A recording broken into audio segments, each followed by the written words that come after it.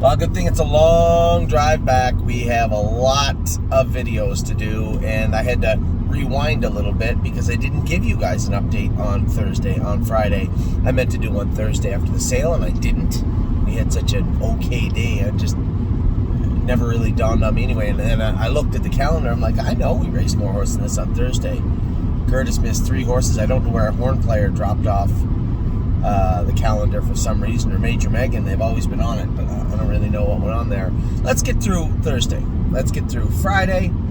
I do want to talk about a ton of stuff that went on this week. We have horses that are in the sale on Tuesday. I guess I can start this video by talking about the sale horse real quick.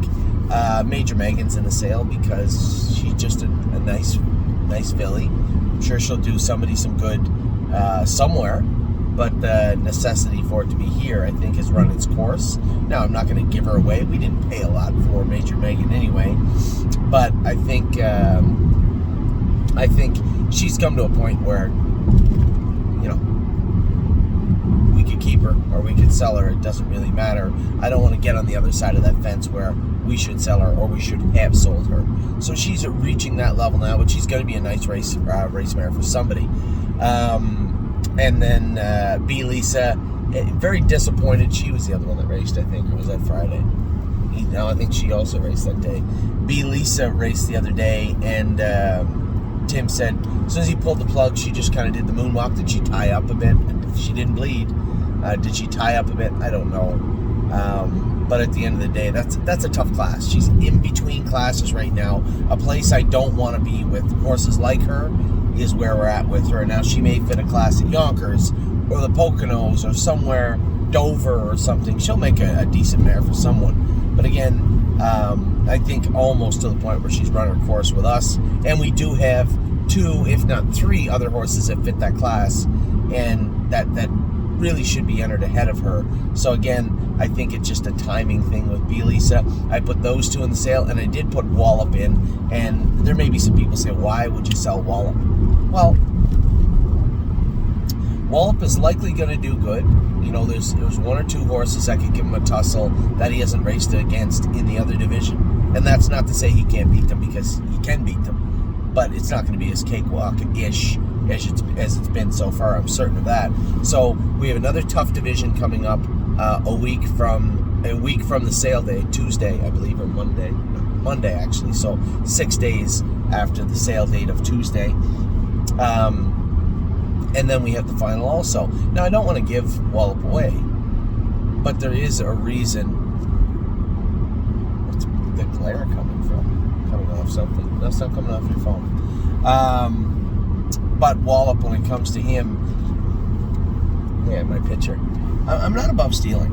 I'm not above stealing these right off the wall. If you've ever been to the sale and you go to the sales, it's coming off the picture? You'll see that they have pictures like that up on the walls, just showing horses that were sold in their consignments. And I saw that picture, but David Reed, being the sharp person he is, had already ordered me one. So I said, am I going to have to take that off the wall? And he goes, you know what? You're not going to take that off the wall because I have another one in my office for you. So it was very kind of him. That was one of the coolest races. Now, I told everybody that race, the magnitude of it was one of those moments in time that slipped by me last week, but it didn't yesterday with a repeat performance in the international, what's it called? The International Stallion race, right? Anyway, I'm getting off topic. So with Wallup, I just think it makes the most sense to turn him over if we get paid well for it. Because when he comes out of this series, win, lose, or draw, he's now going to be a non-winners of 8 or 9 horse with 6 figures showing on his card, which is okay. We could race him in Ontario, I think. But with 18 or 19 lifetime starts, not a lot of experience. You're going to be going up against some tough horses, that 54, 55 range. And could he do it? Yes. I just want to see what the open market looks like for us with Wallup heading into heading into next week. If we don't get good money for him, then we won't sell him. I mean, the horse does have a lag of 40 and a final for at least 125, and nobody was certain what the final went for. It's at least 125 and could be as much as 150 or more, but you still have to go and get that money. So the offering is made. We'll follow him and see how it plays out. So with that said, I want to talk about our Thursday racing. As I said, B. Lisa was a little flat. Horn Player made that break. Now I have to go over to the Meadows Tuesday morning to qualify Horn Player and to qualify How the Hell. I guess his qualification attempt the other day was a debacle. I'll go over and go with both of those horses on Tuesday, make sure they get done. If Tim has any horses that we need trained up for the weekend, we'll get that done. I see that Spitfire Overseas has drawn 2 in the Liberty Bell, which is a good test for him in Philadelphia on a number of fronts. And most importantly, as we head into the fall, I know Mark, I was so surprised. Mark was lobbying hard for him to race in the Breeders' Crown. So I thought Mark would be lobbying the other way. Hey, I'll be happy to go drive him. I'm going to be down that way anyway. Likely, I can drive him in the Pegasus or in the and if he's there, it's his drive. Him or Ronnie, I'm sure. There's no real need for me to drive Spitfire. He's responded very, very well to both Ronnie and Mark, and I'd be happy to drive him if they weren't there. But I'm sure somebody named McDonald will be in Indiana without a doubt, and James knows Spitfire very well also. He liked him a lot when he trained him down. So that shouldn't be lost. We'll talk about that this week. We set a track record equal the track record with Spitfire, and won 2 Grand Circuit races all in a span of a week. So it's been a pretty good run, and all that took place bookending one of the greatest sales we've ever had at the stable, and that was the Lexington sale this week. So I'll continue on talking about the horses. Horn Player, I'm going to go qualifier. B. Lisa, she's going to win the sale. Who else did we say raced, honey? Major Megan was 4th. I hadn't talked to Brian Zent. Brian's a super nice guy and a great driver. He can be pretty quiet sometimes, and maybe not the persona for Major Megan, but nevertheless, she is what she is. And a big update on Delicious Stone DK. I couldn't understand how he got beat. He bled a little bit. So he can be a little fractious and a little warm during the week. So I just said to Tim, we got to figure out a way to keep him really quiet. Don't train him in between starts next week. And maybe, however you guys treat him up. Tim has a program he has the horses that bleed a little bit on. Clearly it works very, very well.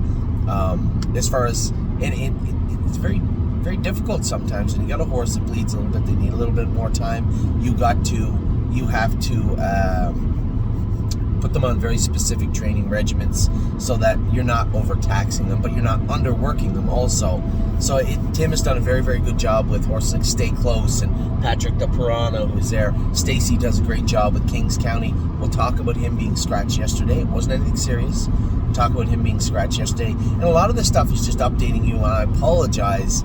I just had so much going on. I needed to focus on the now, the here and the now, and I didn't have time to update everybody. So we are getting through the Thursday card. As I said, B. Lisa was a flat finish. I think she raced on Thursday. Major Megan was 4th. Horn Player made a break. Delicious Stone DK raced fantastic. And how do we get back to where we were, honey? Here? Yeah. And then probably, truthfully speaking, the biggest disappointment of the night was Nothing But a Dreamer making a break at the gate. And I talked to James after. He tried to blame himself, but at the same time blame me, because I told him to drive the horse aggressively, but at the same time he said the horse rolled off coming out of the gate. He thought he shouldn't have run. He did. There wasn't anything he could do about it at that point. The damage was kind of done, right? He was kind of beating himself up. But I noticed he threw a little shade on me too, a little blame on me. But that's fine. As I said to him, just don't let it happen again. So he's got another lag next week in that series, and then the final. I was almost thinking of going over and driving the horse. Does James need to not drive the horse? I don't think so. I think he just needs to win with a clear head, and race the horse. And I know he just said he wasn't having a good day, and I know that was the first race of the day, so I don't know what was going on, but he seemed like he wasn't having the greatest day, so whatever. whatever. We're only human. We make mistakes. Nothing But a Dreamer will bounce back next week, and hopefully looks like he's one of the better horses in the series. So hopefully he'll do well in the final also. Then we came to yesterday, Friday, a much better day at the track than Thursday. I had a lot on my plate, and I made reference to it to Mark McKelvey when we were doing the shows earlier in the week, and then yesterday after the race at Pickpocket. It is difficult sometimes, especially when you're in this industry, just to win and not race every day. You can get a little dull, and I don't care who you are. If you don't, it's the same as I'd made reference to baseball players. I generally do, but not going to batting practice, not fielding balls every day. No one does that. Even the best players go to batting practice for the most part and work on their game nonstop. And when it comes to driving horses, especially when you have to race against the best horses and the best drivers in the world and the best horse in the world, it's a very difficult thing not to be sharp. Factor that in with, I spent a week of eating steak and going out with clients and drinking Moscow Mules. I for sure came in about 4 or 5 pounds overweight when I was driving Pickpocket. So I did have some concerns as I went on the track, but it maybe even was alleviated a little bit by the fact that he was 8 or 9 or 10 to 1. That takes a little bit of the edge off. You're going out there at 1 to 5 with a 2-year-old trotter, and you haven't driven for a week. It can be a little nerve-wracking. So happy with the way that ended up. But we'll start with the start of the day. Smoking Hot Irish Girl. Thought she raced great. Her best work is not done on the front. But you know what? She's still in numbers of 3, numbers of 4. I have one of our clients saying, when are we going to sell her? Are we going to sell Smoking Hot Irish Girl? Is she going to be sold? No. She's not going anywhere for a while. Smoking Hot Irish Girl ceiling is way above where she is right now. And for the people out there that maybe underappreciate Smoking Hot Irish Girl, this is a filly with a ton of talent and is getting better. In fact, I would argue the best race of her entire life was her last race at Dayton. As I said, she doesn't do her best work on the front, but 56-4 on a muddy track, not a bad mile for Smoking Hot Irish Girl. She is 4, maybe 5 wins away from us selling her. We will sell her as she heads into breeding season because she is worth good money. This is a good family that she comes from. She does have a good mark. She does have stake victories. She is going to bring decent money. And as I said, her and Coupe de Ville, those fillies are worth, those fillies are worth 30, 35, maybe even a little bit more, maybe $40,000. We had got that for Sweet on Pete. Who was the other filly last year? Pete, and then Purple Pete, or Purple Aura. We had got 40, 44, 45,000 for both those fillies. So they will be sought after, but there's no need to move a Smoking Hot Irish Girl when she has 4 or 5 wins left in that ceiling. I forbid you. I think she's going to be sold in breeding season also, although Captain Crunch wasn't a killer in his first season, and his yearlings aren't highly sought after right now. Very good racehorse. And I Forbid You was out of a sister to Captain Crunch by Western Shores, Western Hanover. So this filly also may be worth some money as we head into the fall. She's close to that Major Megan kind of boiling point, but for right now, for the here and the now, today, she's still a little bit safe.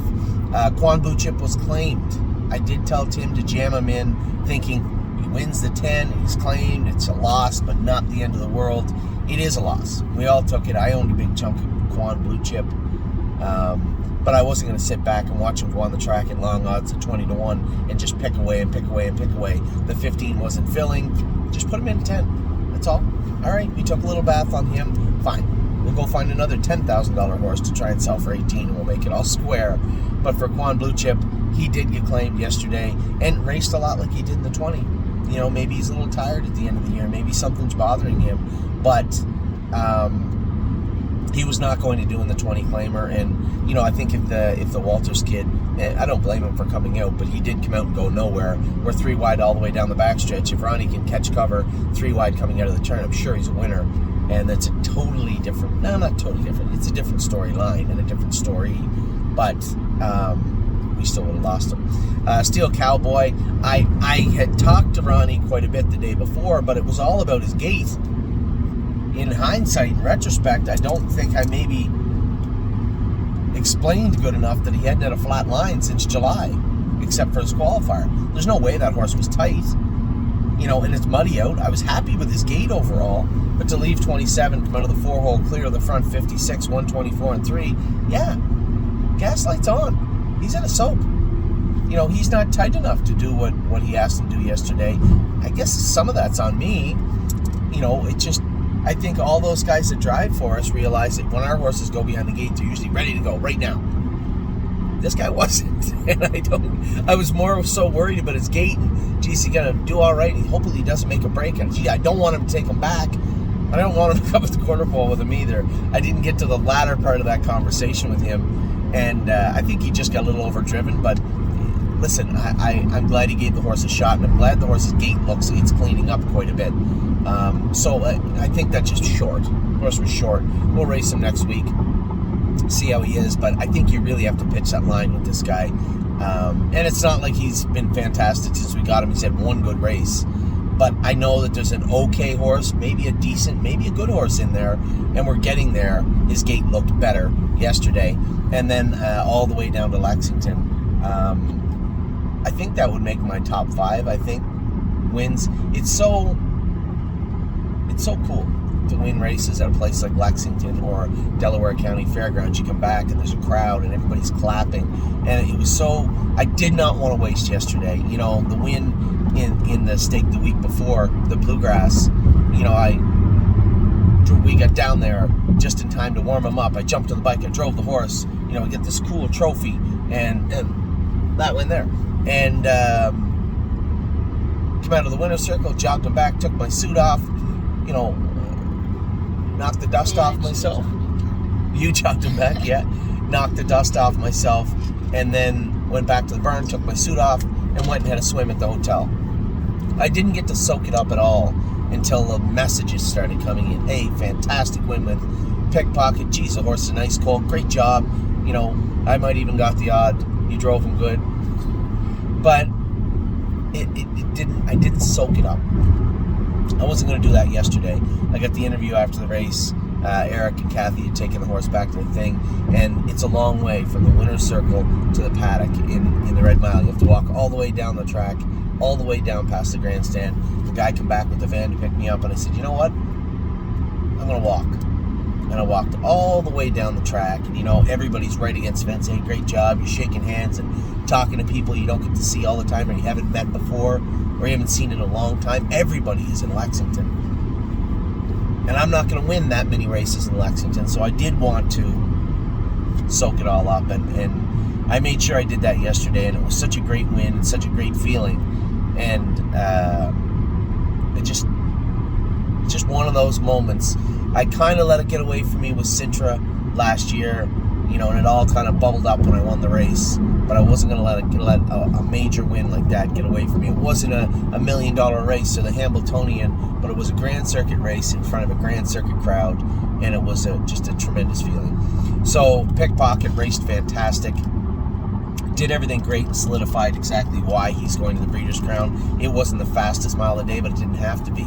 He's coming on and coming forward. No one is going to trot away from him. I know the other division went 51-4, but you are not going to make this horse look inferior. I can guarantee you that. Carl and TCI put on an incredible show. The other division, all the divisions, the horses look great. Nobody's going to make this guy look stupid.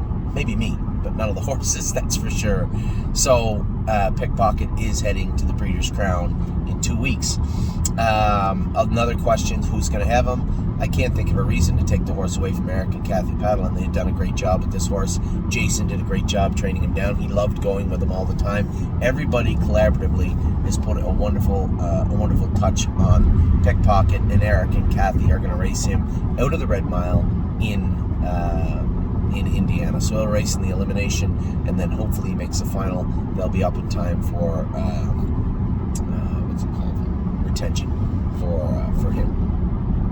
J.K. Mickey Mantle, I've told everybody, we're going to have good days. We're going to have bad days. And if there's a good horse in there, we'll get to it. It doesn't happen like that. It doesn't happen overnight. I don't care who you are. Sometimes it takes time. I talked to you last week about how I was disappointed with J.K. Mickey Mantle's race. We made some changes. We changed his footwear we left the mushrooms on him, but we switched him from a steel, just a light full swedge mushroom bar, to an aluminum one. And that may not make a difference, but if you go back and look at his gait last week and then compare it to this week, it looks much cleaner this week than it did last week. So sometimes those tiny changes play a role. We took the closed bridle off him and went to a running hood with cups. Some people call them cheater hoods. It's a hood with cups that you see on the thoroughbreds all the time. A ton of people use them. I think Casey and Burke, if I'm not mistaken, wear them on almost like everything. We went to that. Those are the only two changes that horse has had. Mike Wilder drove the horse perfect. Those were the only changes we made with J.K. Mickey Mantle. It's such a difference. You know, sometimes the horses just aren't in sync, and then just something clicks and they come forward. It was muddy. I said to Amy, it was later in the day. Maybe it wasn't muddy. They still had mud fenders on. Mike Wilder had his mud gear on, so it still must have been a little tacky at the very least. That's pretty cool skyline, eh? So absolutely, just a huge mile from J.K. Mickey Mantle. A lot of people said, what happened with Kings County? He just had a little abscess. It's not a big deal. I apologize. I had read quick through the message of Stacy, and it sounded like there was something bothering, but they were still going to race him. But when you put can, I've done it all the time, and don't put the apostrophe with the T, it's a totally different message. Can race and can't race are two very different things. So I just misunderstood the message when it came. Who's that guy beeping at? Oh, he's beeping at him. Oh, these two guys. So when it came to those two horses, or those two different messages, quite different. We can race him and we can't race him are different. So Kings County ended up scratched.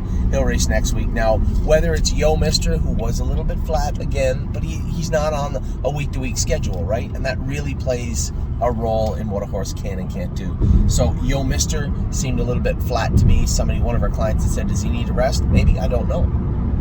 I don't know if he needs a rest or not. He was ready. When did we buy him? I don't think it was until late spring. It was when he might be a little tired. I find it hard to believe that he's tired, but he might be a little bit tired. So Yo Mister, we'll see. I haven't talked to Stacy yet. The plan with those horses is Yo Mister and Kings County are going to swap places. So one's going to race in the Open in Dayton. The other one's going to Corbin with Eric, and then we're going to switch them out, I believe is what Stacy wanted to do with those two horses. So we'll see how that plays out. And then also J.K. Victory raced good. You know, I think Greg was telling me he's never missed a check in Indiana. The horses race good every week, and I would agree with that synopsis. He has raced good every week.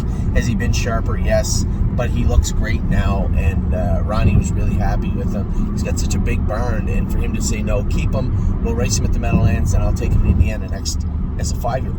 As a 5-year-old, I'm certain he'll be a killer.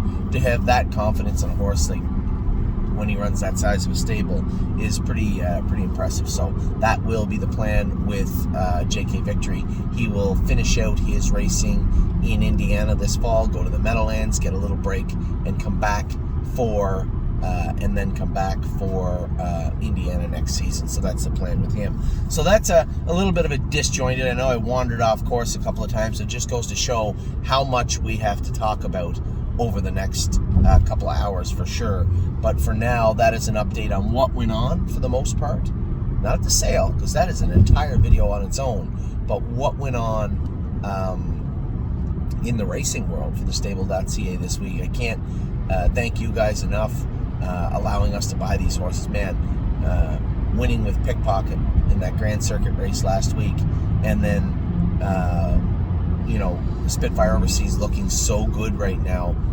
And we still have to talk with Tactical Mounds, what our plans are with her. I believe I had a long conversation with Megan, and then a number of the stakeholders with Tactical Mounds, and I know there was some thoughts of potentially resting her, but I think she is going to finish out her season in Indiana, and we'll go from there. So we have Pickpocket, raced fantastic. Spitfire Overseas, who set a track record and won the Keystone Classic, heading to the Liberty Bell next week. We have horses racing tonight in the Buckeye Constellations. It looks like Coop is in a great spot. Drew kind of a crappy position with Fancy, but that happens. And then again, I believe a good race coming up from Prince Charmer. He had a great race in Delaware. Interested to see how he's going to race tonight, but it should be a lot of fun. So with that, now you are up to date for the most part in all the racing. Good luck to everybody tonight. Tomorrow, it's still lots going on here at the stable, even though we leave one of the busiest weeks of the year. We leave the sale in Lexington and head back into racing for at least another 3 weeks. Take care.